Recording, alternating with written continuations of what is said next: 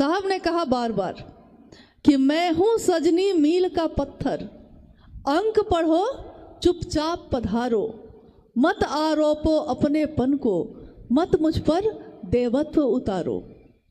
ये एक माखनलाल चतुर्वेदी की कविता है। उसकी इस पंक्ति को साहब ने बहुत बार शिव चर्चाओं में भी कहा। उनके कहने का तात्पर्य ये था कि मैं मील का वो पत्थर हूँ जो आपको रास्ता दिखाता है, कहाँ तक पहुँचे हैं और आगे कितना जाना है। यहाँ से अगर आप चंडीगढ़ जाइए तो रास्ते में मील का पत्थर सड़क के किनारे होता है ना, पत्थर जिसमें लिखा रहता है 50 किलोमीटर है चंडीगढ़, और 1 किलोमीटर तो दूरी कम होती जाती है। लेकिन वो पत्थर हर जगह मिलता है आपको, हर किलोमीटर पे वो पत्थर है लगा हुआ, और उस पर लिखा है कि दूरी हमने कितनी तय की है। यहाँ से भी अगर महादेव की तरफ चल रहे हैं और साहब कह रहे हैं कि मैं हूँ सजनी मील का पत्थर, अंक पढ़ो चुपचाप पधारो। साहब कह रहे हैं कि अगर मुझको पकड़ के बैठ जाओगे तो महादेव तक नहीं पहुँचोगे। तो इस पंक्ति को तो लोगों ने समझ लिया, हाँ ठीक कह रहे हैं साहब, आपको पकड़ लेंगे तो महादेव छूट जाएंगे। लेकिन वो भूल गए कि मील का पत्थर यहाँ जो दिखा रहा है 50 किलोमीटर, जब मंजिल पे पहुँचिएगा तो वहाँ भी मील का पत्थर मिलेगा 0 किलोमीटर लिखा हुआ, लेकिन मिलेगा वहाँ भी, मिलेगा कि नहीं। तो शिव की शिष्यता में साहब हरिंद्रानंद जी के दिशा निर्देश और आदेश के बाहर क्या है?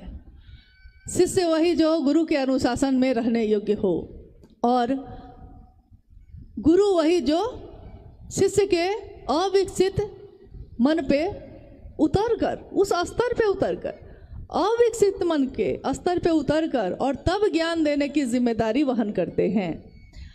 हमारे बच्चे जब छोटे छोटे होते हैं तो हम अपने बच्चों को पढ़ाने के लिए मास्टर रखते हैं, आपने भी रखा होगा।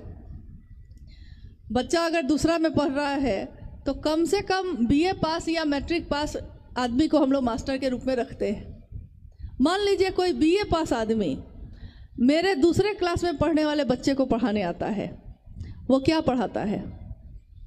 अपने बीए की पढ़ाई पढ़ाता है उसको, या वो बच्चा जो समझ सकता है उस स्तर पे आके पढ़ाता है? क्या पढ़ाता है? जो बच्चा सीखेगा उतने में ना, अ क यही सिखाते हैं ना, ए बी, लकीर ऐसे खींचो, लकीर ऐसे खींचो, शब्द है ये, वाक्य है ये। यानी धीरे धीरे धीरे धीरे उसके स्तर पे उतरकर और तब ज्ञान देते देते देते देते धीरे धीरे स्तर फिर बढ़ेगा भी। दूसरा से वो तीसरा क्लास में जाएगा, चौथा में जाएगा, 5वां में जाएगा, 10वां पास करेगा, बीए पास करेगा, और एक दिन वो मास्टर जितना पढ़ लेगा। लेकिन जिस दिन वो बीए पास मास्टर आए थे उसके पास, उन शिक्षक ने, उस मास्टर ने उस बच्चे के मानसिक स्तर पे उतरकर उसको ज्ञान दिया। शैक्षणिक ज्ञान, आध्यात्मिक ज्ञान, यानी अध्यात्म की धरती पे चलने का ज्ञान। जब शिव मेरे आपके गुरु होंगे तो वो महादेव भगवान है, क्या नहीं है? वो भगवान सिर्फ थोड़े ही, भगवान एक रूप में थोड़े ही है।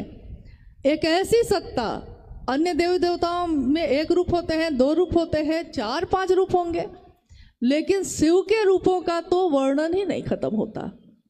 शिव के स्वरूप की बात जब शुरू होती है तो खत्म ही नहीं होती। न आदि का अंत पता चलता है, न अंत का पता चलता है।